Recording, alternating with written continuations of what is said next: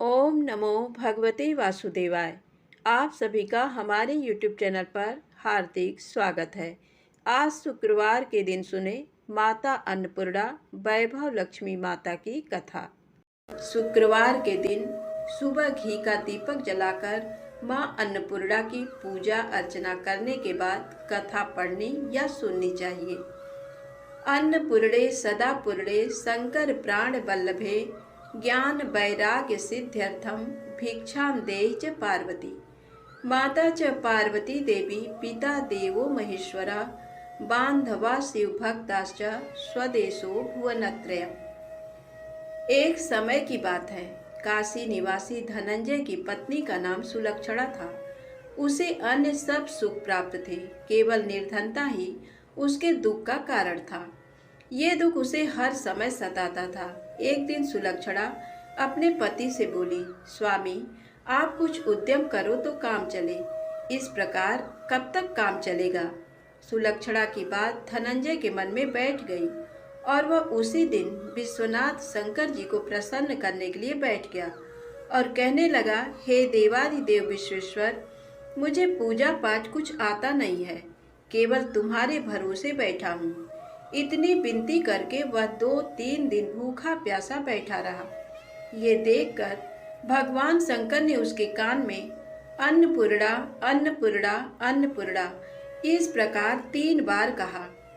ये कौन क्या कह गया, इसी सोच में धनंजय पड़ गया कि मंदिर में आते ब्राह्मणों को देखकर पूछने लगा, पंडित जी अन्नपूर्णा कौन है। ब्राह्मणों ने कहा, तू अन्न छोड़ बैठा है, सो तुझे अन्न की ही बात सूझती है, जा घर जाकर अन्न ग्रहण कर। धनंजय घर गया, स्त्री से सारी बात कही। वो बोली, नाथ चिंता मत करो, स्वयं शंकर जी ने ये मंत्र दिया है, वे स्वयं ही इस मंत्र का खुलासा करेंगे, आप फिर जाकर उनकी आराधना करो। धनंजय फिर जैसा का तैसा पूजा में बैठ गया। रात्रि में शंकर जी ने आज्ञा दी, कहा तू पूर्व दिशा में चला जा, वहां अन्नपूर्णा का नाम जपता जाता और रास्ते में फल खाता, झरनों का पानी पीता जाता। इस प्रकार कितने ही दिनों तक धनंजय चलता गया। वहां उसे चांदी सी चमकती वन की शोभा देखने में आई। सुंदर सरोवर देखने में था, उसके किनारे कितने ही अप्सराएं झुंड बनाए बैठी थी, एक कथा कहती थी और सब माँ अन्नपूर्णा इस प्रकार बार बार कहती थी। ये अगहन मास की उजेली रात्रि थी और आज से ही व्रत का आरंभ था।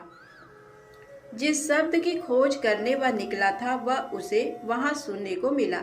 धनंजय ने उनके पास जाकर पूछा, हे देवियों आप ये क्या करती हो। उन सब ने कहा, हम सब माँ अन्नपूर्णा का व्रत करती हैं। व्रत करने से गई, पूजा क्या होता है, ये किसी ने किया भी है, इसे कब किया जाए, कैसा व्रत है और कैसी विधि है, मुझसे भी कहो। वे कहने लगी, इस व्रत को सब कोई कर सकते हैं। 21 दिन के लिए 21 गांठ का सूत लेना चाहिए। 21 दिन यदि ना बने तो एक दिन उपवास करें, ये भी ना बने तो केवल कथा सुनकर प्रसाद लें। निराहार रहकर कथा कहें। कथा सुनने वाला कोई ना मिले तो पीपल के पत्तों को रख, सुपारी या घृत कुमारी को सामने रखकर, दीपक को साक्षी कर, सूर्य, गाय, तुलसी या महादेव को बिना कथा सुनाए मुख में दाना न डालें। यदि भूल से कुछ पड़ जाए तो एक दिवस फिर उपवास करें। व्रत के दिन क्रोध ना करें और झूठ ना बोलें।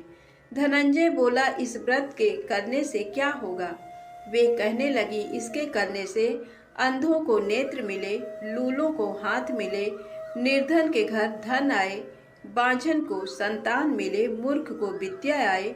जो जिस किसी कामना से व्रत करे, माँ उसकी इच्छा पूरी करती है। वह कहने लगा, बहनों मेरे भी धन नहीं है, विद्या नहीं है, कुछ भी तो नहीं है, मैं तो दुखिया ब्राह्मण हूँ, मुझे इस व्रत का सूत दोगी। उन्होंने कहा, हाँ भाई तेरा कल्याण हो, मैं तुझे सूत दूंगी, ले इस व्रत का मंगल सूत्र ले। धनंजय ने व्रत किया, व्रत पूरा हुआ। तभी सरोवर में से 21 खंड की सुवर्ण सीढ़ी हीरा मोती जड़ी हुई प्रकट हुई। धनंजय जय अन्नपूर्णा अन्नपूर्णा कहता जाता था। इस प्रकार कितनी ही सीढ़ियां उतर गया तो क्या देखता है कि करोड़ों सूर्य से प्रकाशमान अन्नपूर्णा का मंदिर है। उसके सामने सुवर्ण सिंहासन पर माता अन्नपूर्णा विराजमान है। सामने भिक्षा हेतु शंकर भगवान खड़े हैं। देवांगनाएं चमर डुलाती हैं। कितनी ही हथियार बांधे पहरा देती हैं। धनंजय दौड़कर जगदम्बा के चरणों में गिर गया। देवी उसके मन का क्लेश जान गई। धनंजय कहने लगा, माता आप तो अंतर्यामिनी हो, आपको अपनी दशा क्या बताऊं। माता बोली, मेरा व्रत किया है, जा संसार तेरा सत्कार करेगा। माता ने धनंजय की जिह्वा पर बीज मंत्र लिख दिया। अब तो उसके रोम रोम में विद्या प्रकट हो गई। इतने में क्या देखता है कि वह काशी विश्वनाथ के मंदिर में खड़ा है। माँ का वरदान ले धनंजय घर आया। सुलक्षणा से सभी बातें कही। माता जी की कृपा से उसके घर में संपत्ति उमड़ने लगी। छोटा सा घर बहुत बड़ा गिना जाने लगा। जैसे शहद के छत्ते पर मक्खियां जमा होती हैं, उसी प्रकार अनेक सगे संबंधी आकर उसकी बड़ाई करने लगे। कहने लगे, इतना धन और इतना बड़ा घर, पर संतान नहीं तो इस कमाई का भोग कौन करेगा। सुलक्षणा से संतान नहीं है, इसलिए तुम दूसरा विवाह करो। अनिच्छा होते हुए भी धनंजय को दूसरा विवाह करना पड़ा और सती सुलक्षणा को सौत का दुख उठाना पड़ा। इस प्रकार दिन बीतते गए।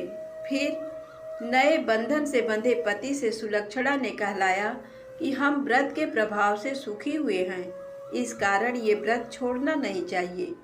ये माता जी का प्रताप है जो हम इतने संपन्न और सुखी हैं। सुलक्षणा की बात सुन धनंजय उसके यहाँ आया और व्रत में बैठ गया। नई बहू को इस व्रत की खबर नहीं थी। वह धनंजय के आने की राह देख रही थी। दिन बीतते गए और व्रत पूर्ण होने में 3 दिवस बाकी थे कि नई बहू को खबर पड़ी। उसके मन में ईर्ष्या की ज्वाला दहक रही थी। सुलक्षणा के घर आ पहुंची और उसने वहां भगदड़ मचा दी। वह धनंजय को अपने साथ ले गई। नए घर में धनंजय को थोड़ी देर के लिए निद्रा ने आ दबाया। इसी समय नई बहू ने उसका व्रत का सूत तोड़कर आग में फेंक दिया। अब तो माता जी का कोप जाग गया। घर में अकस्मात आग लग गई। सब कुछ जलकर खाक हो गया। सुलक्षणा जान गई और पति को फिर अपने घर ले आई। नई बहू रूठकर पिता के घर जा बैठी।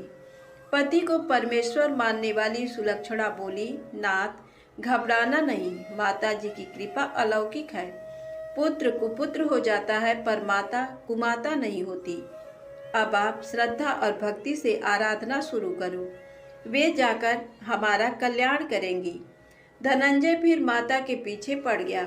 फिर वहीं सरोवर सीढ़ी प्रकट हुई, उसमें माँ अन्नपूर्णा कहकर वह उतर गया। वहां जा माता जी के चरणों में बंदन रुदन करने लगा।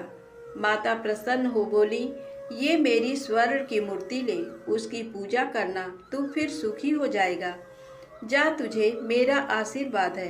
तेरी स्त्री सुलक्षणा ने श्रद्धा से मेरा व्रत किया है, उसे मैंने पुत्र दिया है। धनंजय ने आंखें खोली तो खुद को काशी विश्वनाथ के मंदिर में खड़ा पाया। वहां से फिर उसी प्रकार घर को आया। इधर सुलक्षणा के दिन चढ़े और महीने पूरे होते ही पुत्र का जन्म हुआ। गांव में आश्चर्य की लहर दौड़ गई। मानता आने लगा। इस प्रकार उसी गांव के निसंतान सेठ के पुत्र होने पर उसने माता अन्नपूर्णा का मंदिर बनवा दिया। उसमें माता जी धूमधाम से पधारी, यज्ञ किया और धनंजय को मंदिर के आचार्य का पद दे दिया। जीविका के लिए मंदिर की दक्षिणा और रहने के लिए बड़ा सुंदर सा भवन दिया। धनंजय स्त्री पुत्र सहित वहां रहने लगा। माता जी की चढ़ावे में भरपूर आमदनी होने लगी। उधर नई बहू के पिता के घर डाका पड़ा, सब लूट गया। वे भीख मांगकर पेट भरने लगे। सुलक्षणा ने ये सुना तो उन्हें बुला भेजा, अलग घर में रख लिया और उनके अन्न वस्त्र का प्रबंध कर दिया। धनंजय, सुलक्षणा और उसका पुत्र माता जी की कृपा से आनंद से रहने लगे। माता जी ने जैसे इनके भंडार भरे वैसे सबके भंडार भरे। बोलिए अन्नपूर्णा माता की जय। अब आइए सुने वैभव लक्ष्मी माता की पौराणिक कथा। धन के लिए माँ लक्ष्मी की पूजा का विधान है, लेकिन माँ लक्ष्मी के वैभव लक्ष्मी स्वरूप की पूजा का विशेष महत्व माना गया है। ये व्रत शुक्रवार के दिन रखा जाता है। ये व्रत स्त्री ही नहीं बल्कि पुरुष भी रख सकते हैं। इस व्रत से प्रति की सभी मनोकामनाएं पूरी होती हैं, सुख समृद्धि और सौभाग्य में वृद्धि होती है। आइए जानते हैं माता महालक्ष्मी की पौराणिक व्रत कथा। किसी शहर में लाखों लोग रहते थे। सभी अपने अपने कामों में व्यस्त रहते थे। किसी को किसी की परवाह नहीं थी। भजन कीर्तन भक्तिभाव दया माया परोपकार जैसे संस्कार कम हो गए। शहर में बुराइयां बढ़ गई थी। शराब जुआ रेस व्यभिचार चोरी डकैती वगैरह बहुत से गुनाह शहर में होते थे। इनके बावजूद शहर में कुछ अच्छे लोग भी रहते थे। ऐसे ही लोगों में शीला और उनके पति की गृहस्थी मानी जाती थी। शीला धार्मिक प्रवृत्ति की और संतोषी स्वभाव वाली थी। उनका पति भी विवेकी और सुशील था। शीला और उसका पति कभी किसी की बुराई नहीं करते थे और प्रभु भजन में अच्छी तरह समय व्यतीत कर रहे थे। शहर के लोग उनकी गृहस्थी की सराहना करते थे। देखते ही देखते समय बदल गया। शीला का पति बुरे लोगों से दोस्ती कर बैठा। अब वह जल्द से जल्द करोड़पति बनने का ख्वाब देखने लगा, इसलिए वह गलत रास्ते पर चल पड़ा। उसकी हालत रास्ते पर भटकते भिखारी जैसी हो गई थी। शराब जुआ रेस चरस गांजा वगैरह बुरी आदतों में शीला का पति भी फंस गया। दोस्तों के साथ उसे भी शराब की आदत हो गई। इस प्रकार उसने अपना सब कुछ रेस जुए में गंवा दिया। शीला को पति के बर्ताव से बहुत दुख हुआ, किंतु वह भगवान पर भरोसा कर सब कुछ सहने लगी। वह अपना अधिकांश समय प्रभु भक्ति में बिताने लगी। अचानक एक दिन दोपहर को उनके द्वार पर किसी ने दस्तक दी। शीला ने द्वार खोला तो देखा कि एक मांझी खड़ी थी। उसके चेहरे पर अलौकिक तेज निखर रहा था। उनकी आंखों में से मानो अमृत बह रहा था। उसका भव्य चेहरा करुणा और प्यार से छलक रहा था। उनको देखते ही शीला के मन में अपार शांति छा गई। शीला के रोम रोम में आनंद छा गया। शीला उस माँ जी को आदर के साथ घर में ले आई। घर में बिठाने के लिए कुछ भी नहीं था, अतः शीला ने सकुचाकर एक फटी हुई चद्दर पर उसको बिठाया। माँ जी बोली, क्यों शीला, मुझे पहचाना नहीं? हर शुक्रवार को लक्ष्मी जी के मंदिर में भजन कीर्तन के समय मैं भी वहाँ आती हूँ। इसके बावजूद शीला कुछ समझ नहीं पा रही थी। फिर माँ जी बोली, तुम बहुत दिनों से मंदिर नहीं आई, अतः मैं तुम्हें देखने चली आई। माँ जी के प्रति प्रेम भरे शब्दों से शीला का हृदय पिघल गया। उसकी आंखों में आंसू आ गए और वह बिलक बिलक कर रोने लगी। माँ जी ने कहा, बेटी, सुख और दुख तो धूप और छांव जैसे होते हैं। धैर्य रखो बेटी, मुझे तेरी सारी परेशानी बता। माँ जी के व्यवहार से शीला को काफी सब्र मिला और सुख की आस में उसने माँ जी को अपनी सारी कहानी कह सुनाई। कहानी सुनकर माँ जी ने कहा, कर्म की गति न्यारी होती है। हर इंसान को अपने बुरे कर्म भुगतने ही पड़ते हैं, इसलिए तू चिंता मत कर। अब तू कर्म भुगत चुकी है, अब तुम्हारे सुख के दिन अवश्य आएंगे। तू तो माँ लक्ष्मी जी की भक्त है। माँ लक्ष्मी जी तो प्रेम और करुणा के अवतार हैं। वे अपने भक्तों पर हमेशा ममता रखती हैं, इसलिए तू धैर्य रखकर माँ लक्ष्मी जी का व्रत कर, इससे सब कुछ ठीक हो जाएगा। शीला के पूछने पर माँ जी ने उसे व्रत की सारी विधि भी बताई। माँ जी ने कहा, बेटी, माँ लक्ष्मी जी का व्रत बहुत सरल है। उसे वरद लक्ष्मी व्रत या वैभव लक्ष्मी व्रत कहा जाता है। ये व्रत करने वाले की सब मनोकामना पूर्ण होती है। वह सुख संपत्ति और दया प्राप्त करता है। शीला ये सुनकर आनंदित हो गई। शीला ने संकल्प करके आंखें खोली तो सामने कोई नहीं था। ये विस्मित हो गई कि माँ जी कहाँ चली गई। शीला को तत्काल ये समझते देर न लगी कि माँ जी और कोई नहीं, साक्षात लक्ष्मी जी ही थी। दूसरे दिन शुक्रवार था। सवेरे स्नान करके स्वच्छ कपड़े पहनकर शीला ने माँ जी द्वारा बताई विधि से पूरे मन से व्रत किया। आखिरी में प्रसाद वितरण हुआ। ये प्रसाद पहले पति को खिलाया। प्रसाद खाते ही पति के स्वभाव में फर्क पड़ गया। उस दिन उसने शीला को मारा नहीं, सताया भी नहीं। शीला को बहुत आनंद हुआ। उनके मन में वैभव लक्ष्मी व्रत के लिए श्रद्धा बढ़ गई। शीला ने पूर्ण श्रद्धा भक्ति से 21 शुक्रवार तक वैभव लक्ष्मी व्रत किया। 21वें शुक्रवार को माँ जी के कहे मुताबिक उद्यापन विधि करके 7 स्त्रियों को वैभव लक्ष्मी व्रत की 7 पुस्तकें उपहार में दी। फिर माता जी के धन लक्ष्मी स्वरूप की छवि को वंदन करके भाव से मन ही मन प्रार्थना करने लगी। हे माँ धन लक्ष्मी, मैंने आपका वैभव लक्ष्मी व्रत करने की मन्नत मानी थी।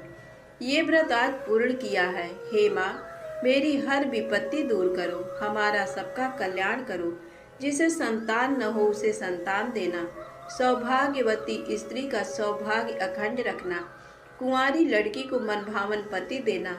जो आपका ये चमत्कारी वैभव लक्ष्मी व्रत करे उनकी सब विपत्ति दूर करना, सभी को सुखी करना। हे माँ, आपकी महिमा अपार है। ऐसा बोलकर लक्ष्मी जी के धन लक्ष्मी स्वरूप की छवि को प्रणाम किया।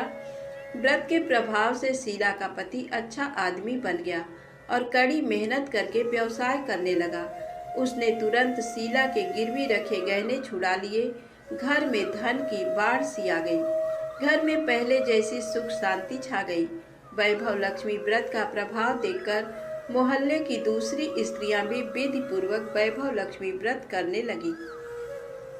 वैभव लक्ष्मी व्रत 7, 11 या 21 जितने भी शुक्रवारों की मन्नत मांगी हो, उसने शुक्रवार तक ये व्रत पूरी श्रद्धा तथा भावना के साथ करना चाहिए। आखिरी शुक्रवार को इसका शास्त्रीय विधि के अनुसार उद्यापन करना चाहिए। आखिरी शुक्रवार को प्रसाद के लिए खीर बनानी चाहिए। जिस प्रकार हर शुक्रवार को हम पूजन करते हैं वैसे ही करना चाहिए। पूजन के बाद माँ के सामने एक श्रीफल फोड़ें। फिर कम से कम 7 कुमारी कन्याओं या सौभाग्यशाली स्त्रियों को कुमकुम का तिलक लगाकर माँ वैभव लक्ष्मी व्रत कथा की पुस्तक की एक प्रति उपहार में देनी चाहिए और सबको खीर का प्रसाद देना चाहिए। इसके बाद माँ लक्ष्मी जी को श्रद्धा सहित प्रणाम करना चाहिए।